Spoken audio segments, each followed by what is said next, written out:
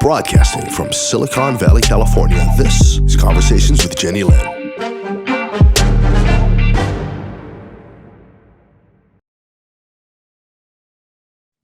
Are you grateful? What does gratitude mean to you?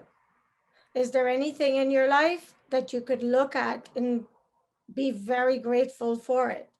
Sometimes negative situations can blossom the most beautiful gifts. Hopefully, you have something like this in your life that you can be grateful for. Thank you for watching Conversations with Jennylyn. Today, I have a return guest for you.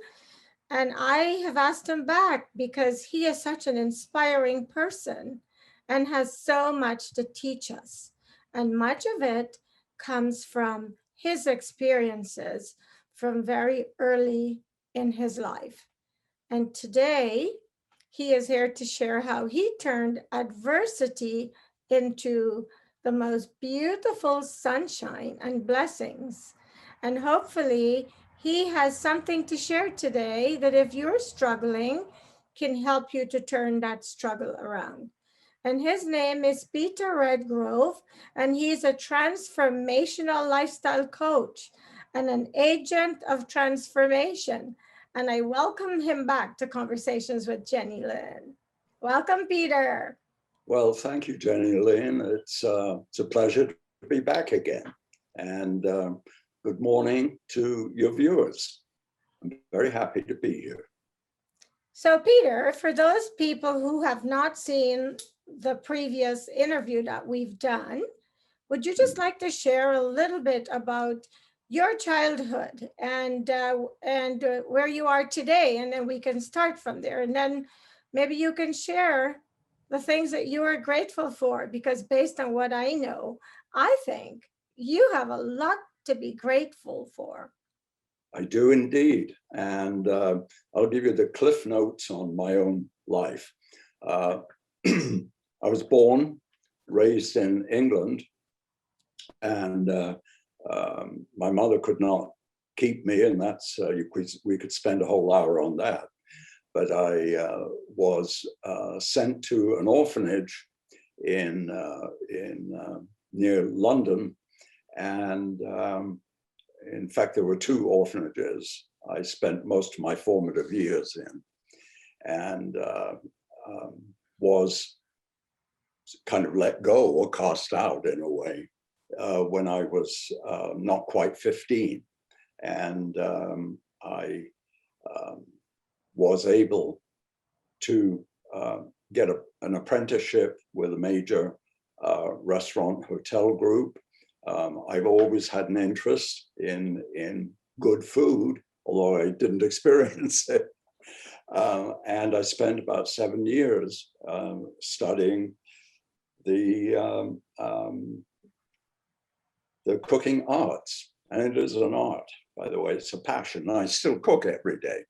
And when I completed that apprenticeship, I just figured, well, you know, this is a skill I can take anywhere in the world. And I was always a curious person, and other parts of the world interested me.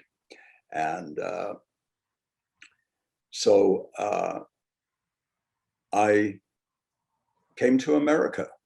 It's been, again, great place in terms of opportunity, and my opportunities. Yeah. And I'm that's one of the things I am most grateful for. Mm-hmm. That I had a distant cousin who sponsored me. They lived in Florida, and I was able to get a visa. It was easily obtained at that time. And I came to America, and the best thing that ever happened to me.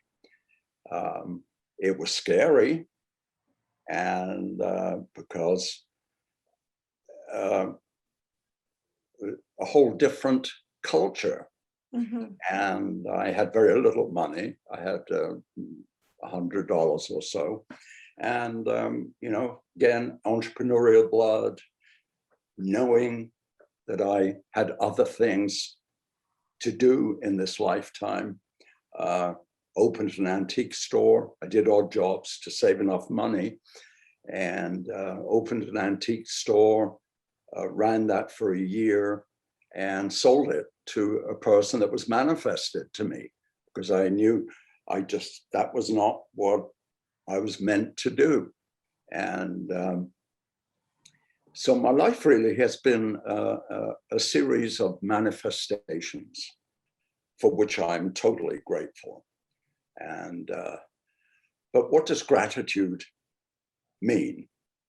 It's, there've been a lot of studies, Harvard studies and major psychological associations have done studies, and gratitude is consistently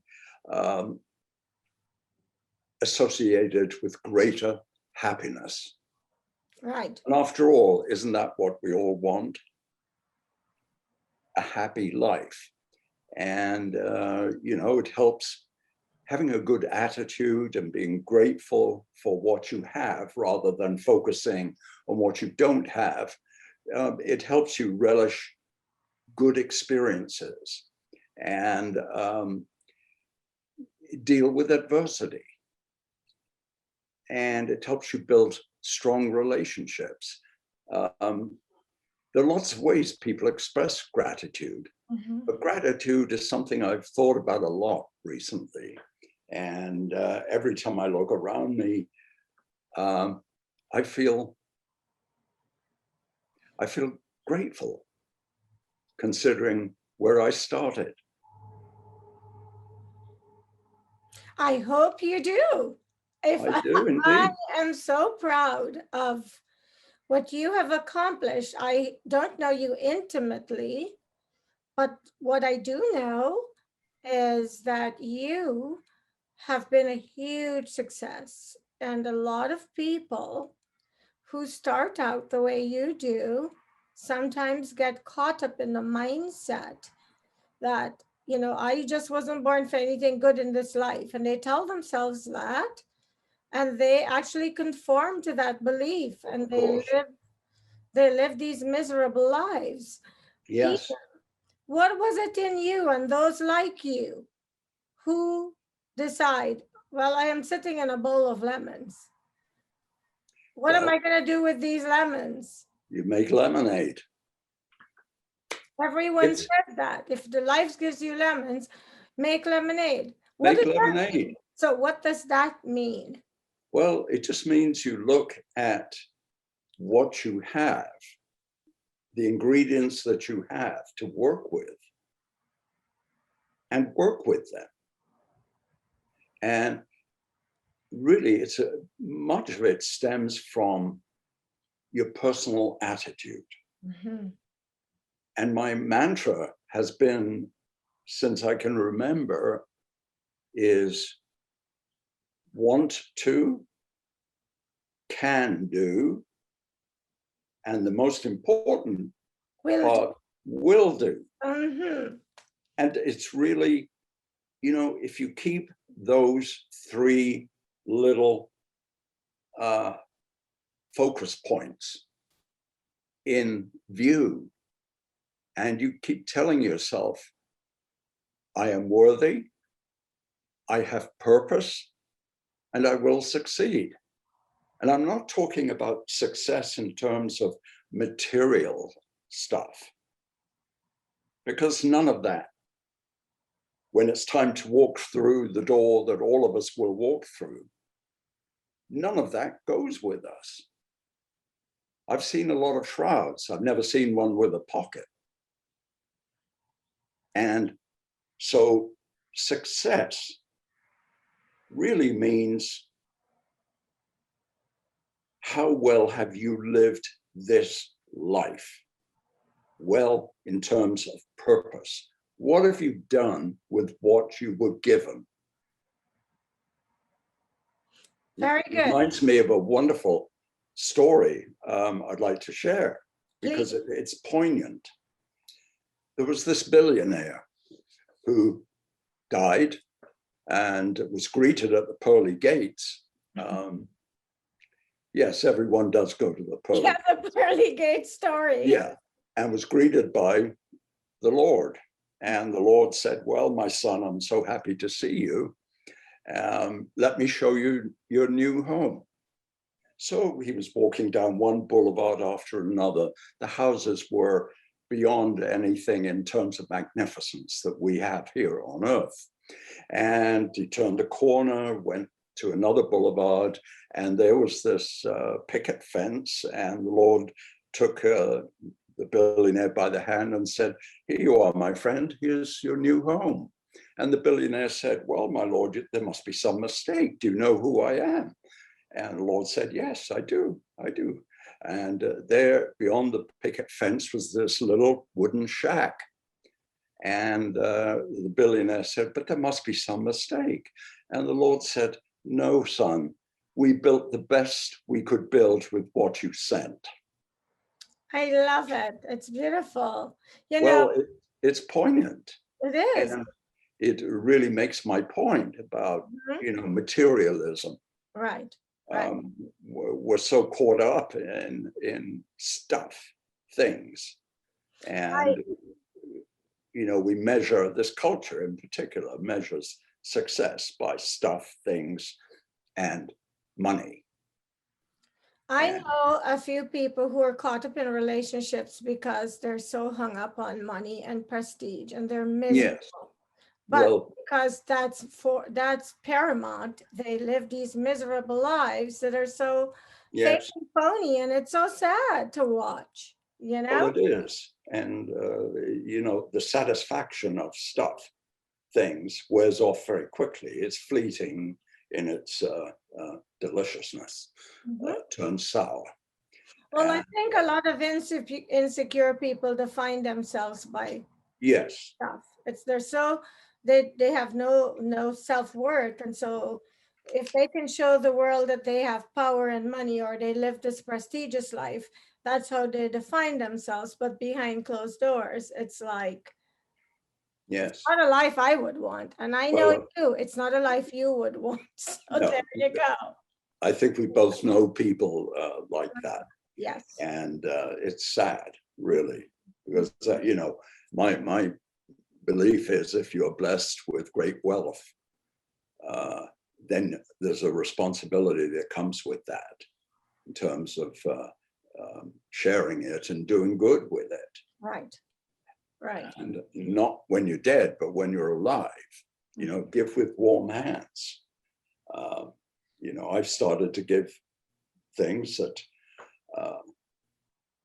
I have to my friends now, not when I'm dead, but give with warm hands. But it's a little bit off topic, and I tend to ramble a bit. Don't worry, it's all relevant. Now, Peter, you are, what's going on with my voice? You are a transformational coach. And to tell you the truth, I couldn't think of a better person for this role, because I am sure a lot of what you teach and share and encourage and use as guidelines have come from the School of Hard Knocks, where you started your life. Yes. And, you cannot really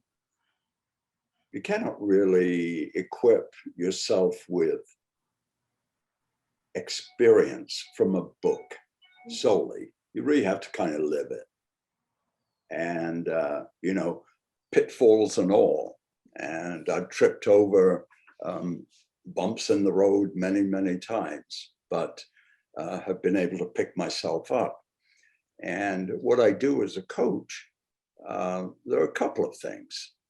First of all, I take people backwards first, because that's an important step in determining the course of action that we need to adopt. And by the way, my coaching is not one size fits all. It's a very highly personalized approach. Each person comes with a different set of issues, a different background. And, it's important for me to know that the person I'm working with is on solid ground and is not taking baggage that needs to be discarded, emotional baggage, before we go forward. Because that baggage is an impediment to growth, it's an impediment to change. And one of the most important things I try and that I actually do is identify, take my client and walk with them and identify their real purpose in life. And some of the stories have been remarkable. I'm thinking of one client in particular who had no idea that they, in fact, had real psychic abilities, and is now working with other people as a psychic. Can I interrupt you for a second? A lot of people don't like that word. It has that name. It has some very negative connotations. What, psychic? Explain to my viewers exactly what that means to you. What does it mean, the word psychic? Well, there are people who are able, there are different forms of psychic abilities, transaudience, and in fact, the person that I'm working with right now is engaging in automatic writing and is receiving the most amazing messages from their guide. And I've met a couple of people who had the same ability and skill and gift. And the language and the terminology, everything is right on, spot on. It's definitely language that is used from the other realm. It's amazing. So yes, I do help people transform psychic, mediumship. Yeah, there are a lot of skeptics, but my own experience with mediumship and psychic experiences has been astonishing. And I can say without any hesitation, without any doubt, life here on this planet is a very, very temporary experience. We're spiritual beings having a physical experience. I know that for certain. And I'm not certain of many things in life, but of this I'm certain. And yeah, people are skeptical, but if you've had an experience with a bona fide medium or psychic, you know, there's just a knowing. And as I've spoken before about nature's tuning fork, it resonates. So if you encounter it, believe it. Well, I interviewed a very successful remote viewer a few times. Her name is Patricia Mona, and she beautifully describes it. She said, the difference between those who believe and those who do not is the experience. Yes. And this is so true for so many aspects of our lives. There's so many things that I've heard of as a young woman that I thought was hocus pocus. And I have lived long enough to have had experience with some of it. And what it has taught me is not to judge anything, because it may not be my reality, but that doesn't mean it's not a reality for the person with whom I'm communicating that's sharing it. So That's I've been quite humbled, Peter. Life has ways of humbling us. Yes, well, it does. You know, and what they say, you want to make God laugh, tell him what your plans are. And I use that word God loosely. We all have different names for the creative force, the creative energy. And we're all part of the same universe of spirits. And which brings up I like telling these stories. Yes, tell us. There was a very famous acting coach and director, film director, who was my neighbor in Los Angeles. And he was ill and at the point of passing away. And I was in his bedroom with a couple of close friends of his. Gary Shandling was one of them. And he was passing. And right before he passed, seconds before, he lifted his head up and raised his arms up, and a big smile on his face. And he said, "It's wonderful, it's wonderful. We're all one." Wow. Those were the last words he uttered, and he died about 5-10 seconds after. We're all one. What do you think he was experiencing in that moment? What do you think he saw, or what do you think was going on in his head or in his consciousness that, Well, I think that prompted that action? Well, I think, you know, when you are that close to death and dying, your consciousness is making the transfer from body To spirit. to the other, to spirit. And that's what happens. He was experiencing, he was seeing the wonder and the beauty of the universe and the light. He saw the light, and he was going towards the light with more understanding of spirit than his earthly consciousness. He was making the transfer. And I've been with a number of people who have passed, and it's the same. It's always the same. Well, I was Steve Jobs before. Yes, right before he died. Yes, had a similar reaction. Wow. Yes. Wow. Yes. Yeah. Yes. I mean, And yet people doubt. And yet people doubt. well, Because these are people that humans trust because they've had the spotlight for their yes, accomplishments or whatever. yes, Even when they are making these declarations, people still doubt. yes. And it's a shame. It's sad because they're missing out on a very important part of being human. Right. The human experience.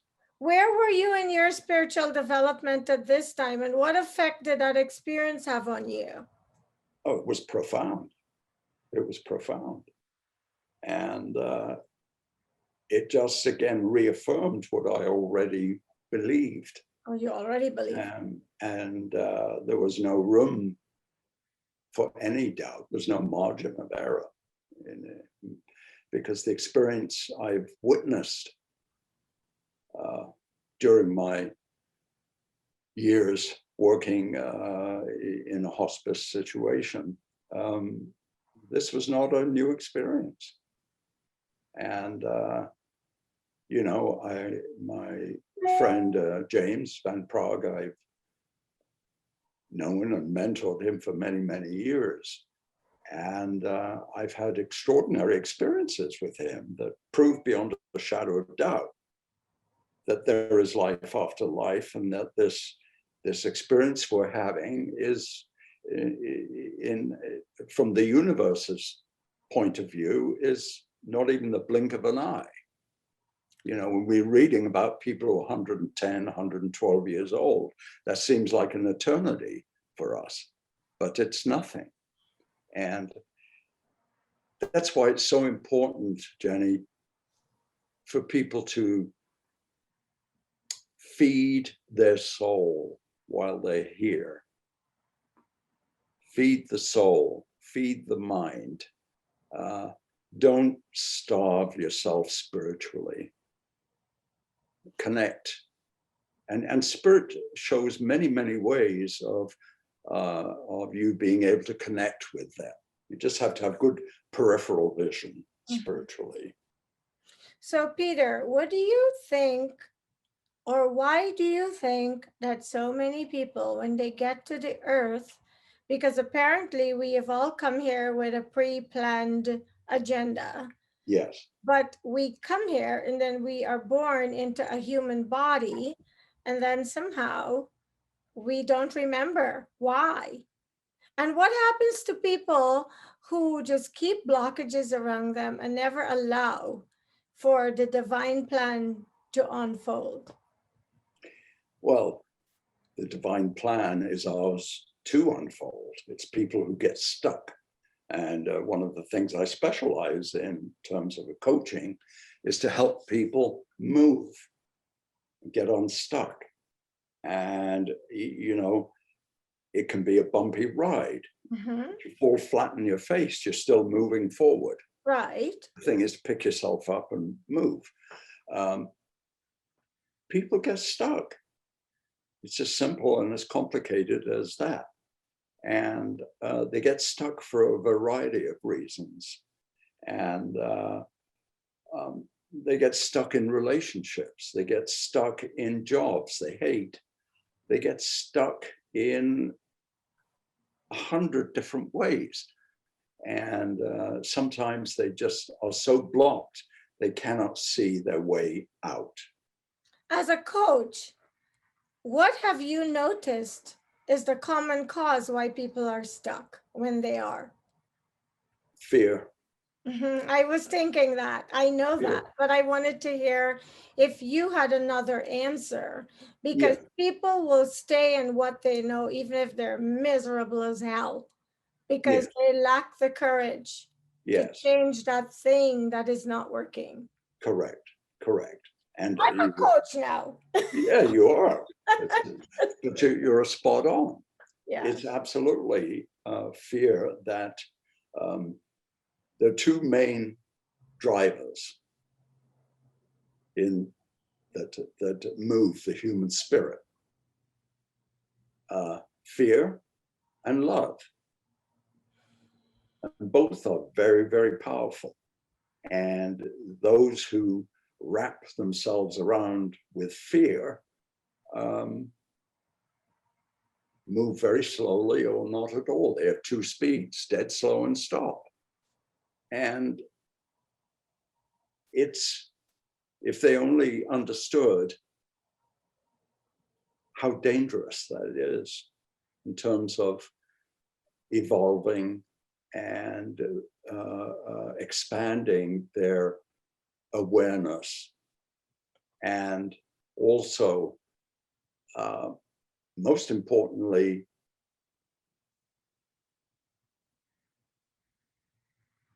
uncovering the true purpose in life. We all have a purpose. We all have a purpose. And you talked about everything is pre-planned. Well, to a certain extent it is, but it isn't. And here's the difference. And here's the thing that separates one from another. The situations that we are born into and we encounter in our lives are pre-planned. And each one affords us an opportunity to learn something. And after all, that's what we're here to do. The pre-planning are the situations. What is not planned is how we handle them.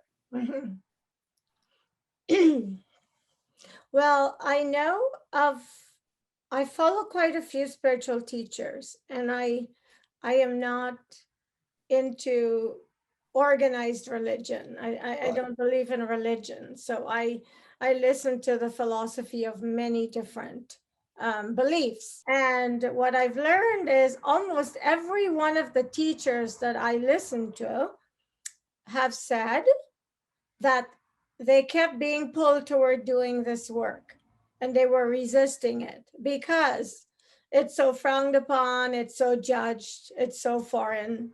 Nobody teaches you this. It's not on any school curriculum unless you go to the particular philosophical institution where they share this philosophy, you are learning of it from other people.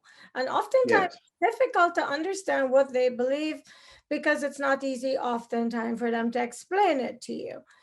So almost every one of them said they were put in the most traumatizing situation and forced into doing what they're doing now.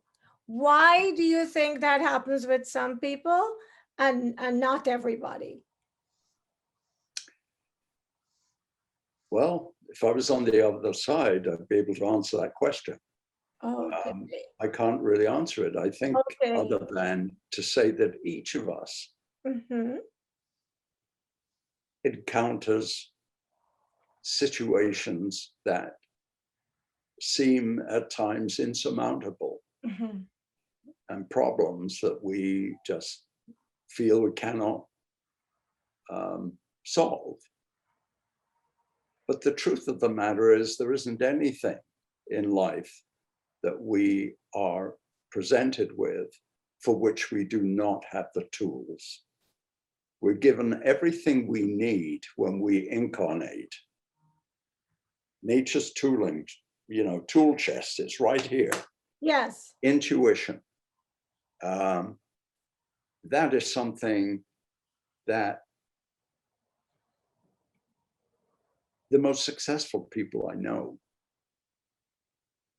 in terms of human and spiritual development are those who understand the importance of what we commonly refer to as the gut feel.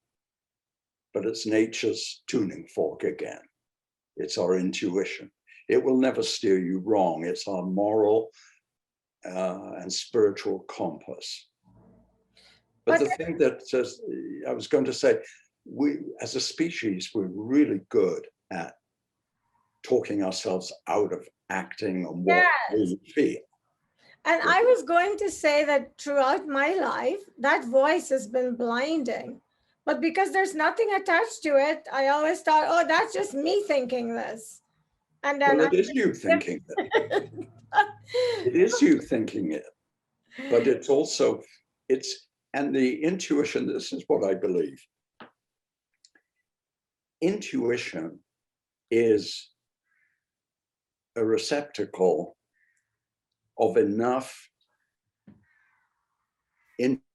for us to be able to handle the situation at hand. It comes from other lifetimes. Our intuitive juices we come in with what we're allowed to come in with. We don't remember everything about past lives, but we remember in the form of intuition enough. And that's, again, these are the tools we come in to incarnate with that allows us to navigate the rapids of life successfully. But as a coach, what I try and do with each person, again, is to tailor a program of achievable goals, an action plan that makes sense for them, and smart goals that are achievable. And what I don't do as a coach is fix. I'm not a fixer. I'm a guide. I point people in the direction they need to go. And out of the people that you've coached over the years, how many years have you been coaching? Well, I've actually been coaching all my life. When I think about it, I spent almost 40 years in the executive search business, and but specializing in the legal profession. And a big part of what I was doing was moving pretty high level attorneys from one venue to another. But my own particular specialty was moving them out of private practice into what we call in-house corporate settings. And that involved a great deal of coaching. And I did it with with the help of my moral compass, because, you know, you cannot just pick people up and spin them around to make money. And making money, yes, that's nice, because, you know, I wasn't completely altruistic. I had to make a living, but I did it with a well-developed sense of moral responsibility. And I coached and counseled people from first-year associates in law firms up to general counsel, chief counsels of major corporations, Fortune 100 companies. And a great deal of counseling is involved in helping them make the right decision for them. So the reason I asked you that question is I wanted to follow up with, of all the people you've counseled over the years, what percentage of transformations did you see? I would have to say it's in the high 90s. Really? Yes. Oh, wow, that's commendable. Yes, absolutely. Wonderful. Terrific. So the people who didn't transform, what would you credit their lack of transformation to? What would you say is the reason they didn't succeed like the others in changing their lives for the better? Not wanting really to do the work, and ultimately the reluctance to face the fear. There we go again with that F word. Well, it is. Yes. Yes. Fear is the cornerstone of building a life for yourself that is a cage. And when you have the courage to let go of fear, you're opening the cage door. You're like a bird and you fly. You never know what you're capable of doing until you try. And, you know, there's no fear in failure. The fear, or should we say, there's no judgment, negative judgment in failing. The negative judgment comes with not even trying. And I understand, you know, it's not easy. And there are many of us who are weighted down, you know, with responsibilities, children, college funds, taking care of parents and friends. And it all takes, in our culture, it all takes money, and you've got to make money. So the fear comes in giving up, you know, a guaranteed income stream to do something that you're not quite sure of is going to be successful. So I understand the difficulties, and I'm not unaware of them. And you know, I can be pragmatic up to a point, but I understand all of the shades of gray between black and white. So, but the point here is, I work with all kinds of people, you know, very wealthy people and people who are have modest means. But the high rate of success is because people really do want to change. They really do. And they're invested in whatever it takes.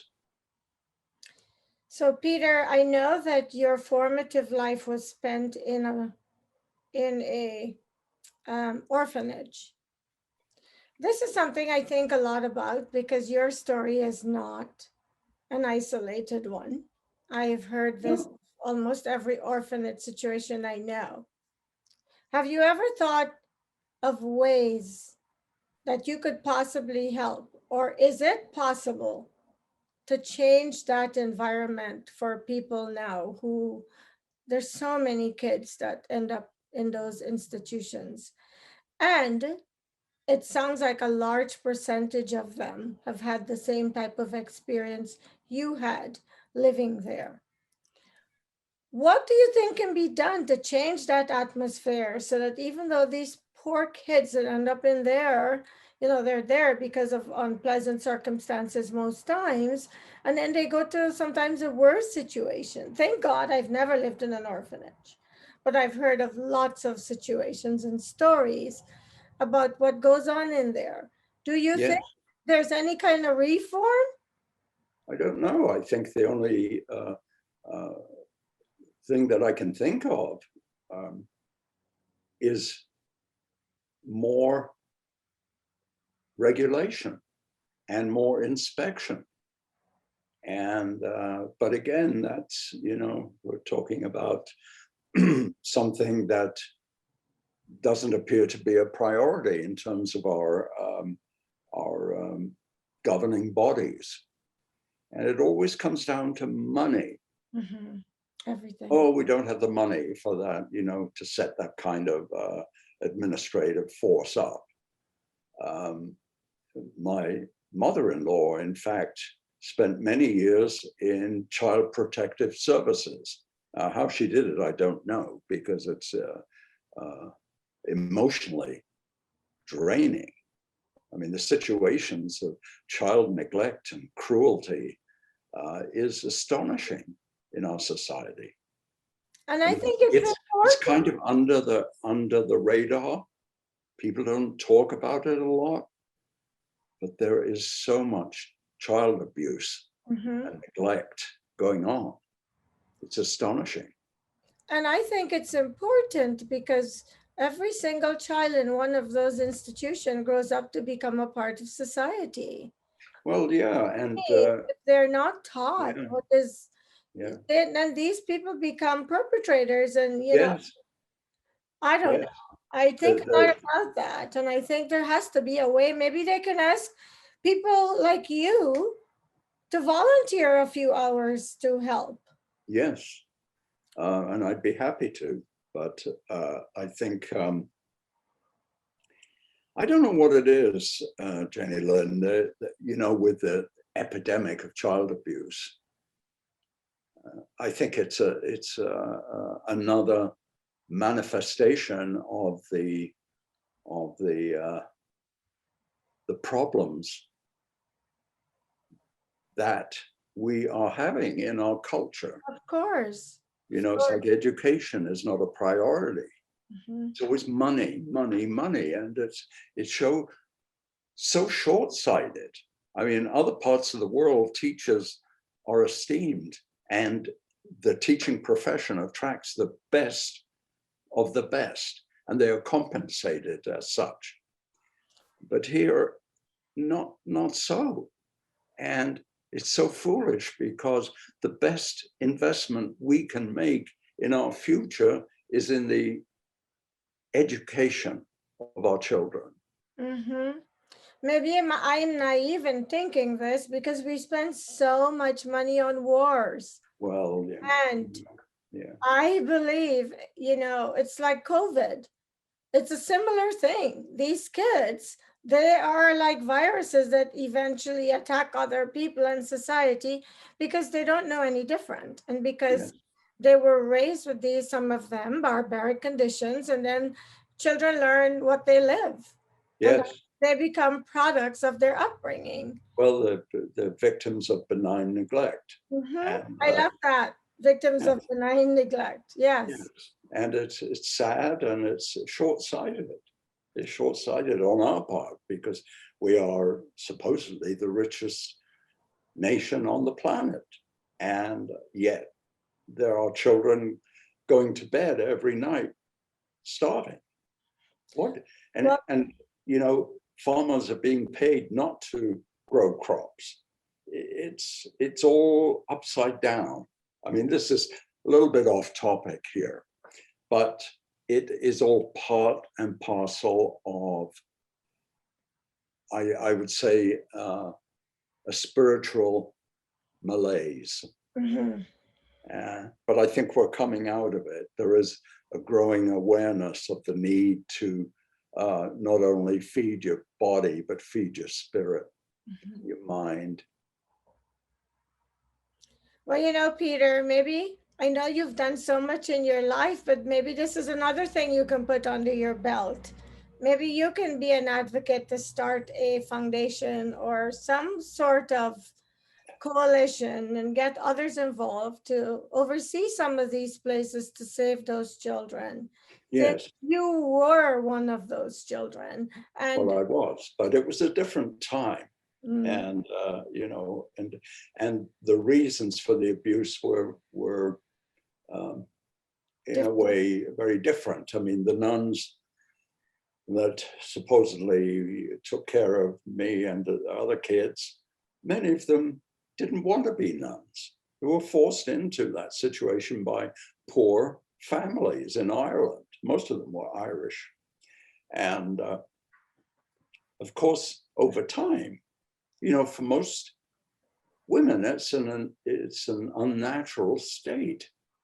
And they didn't want to be nuns. They wanted to be married and have kids and families of their own. So, you know, frustration grew into anger, and anger had to vent itself somewhere, some way.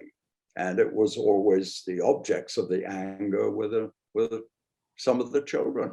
And I happened to be one of the chosen, as it were.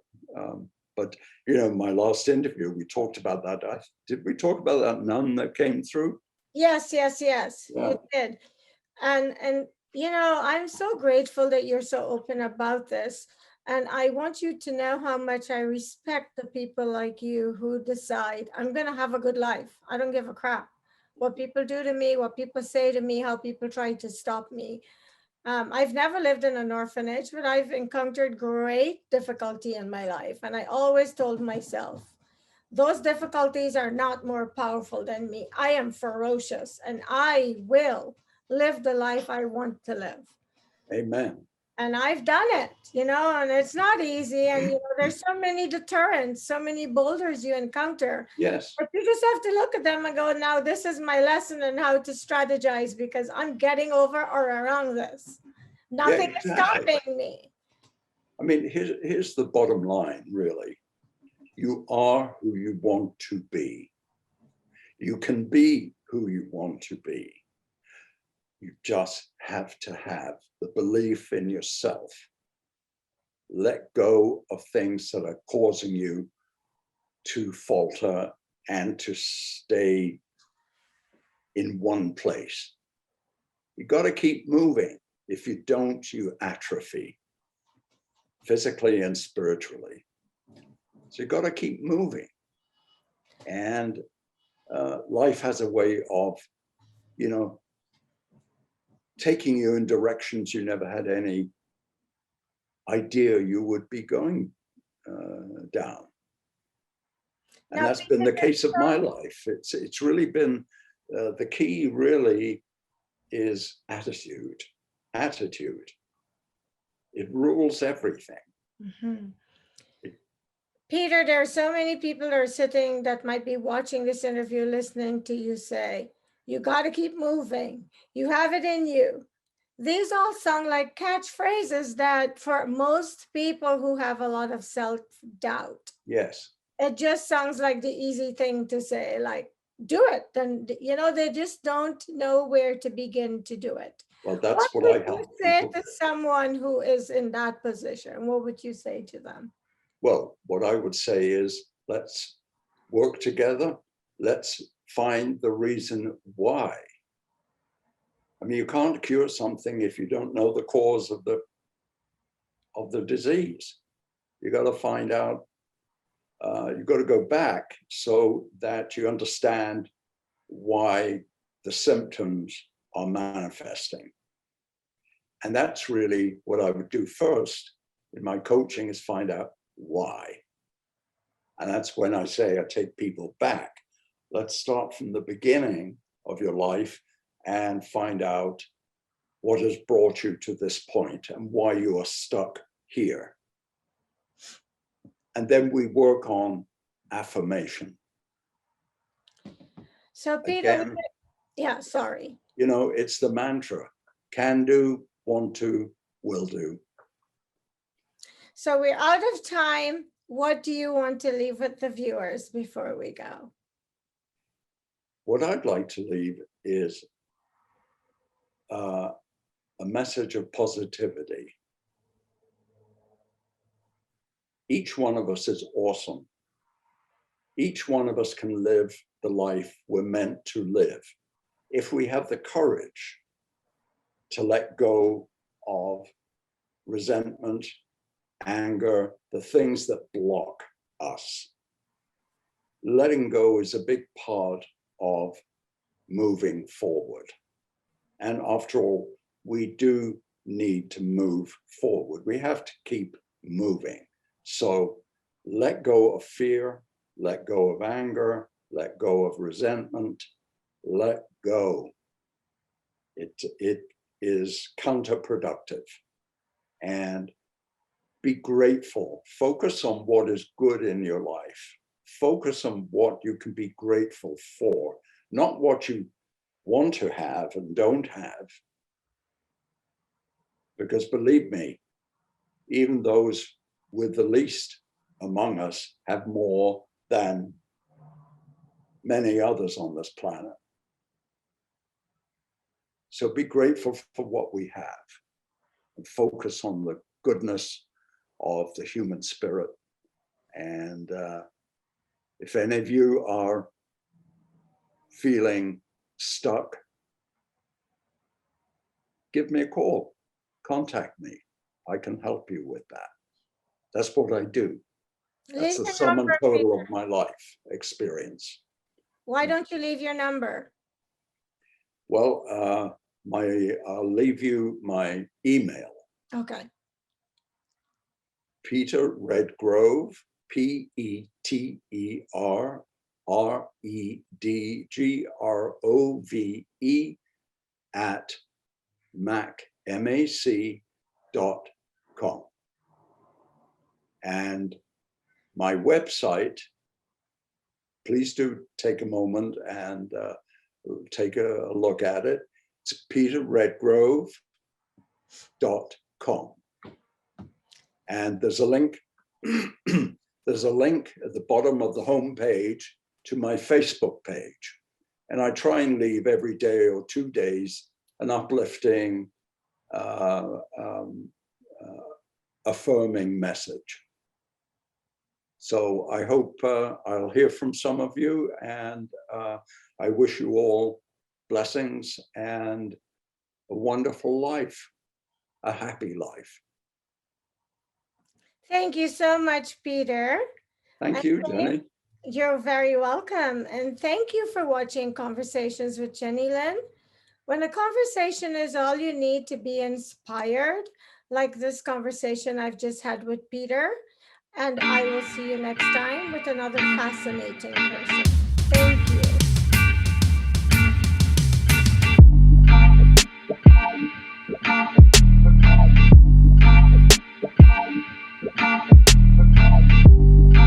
Broadcasting from Silicon Valley, California, this is Conversations with Jennylyn.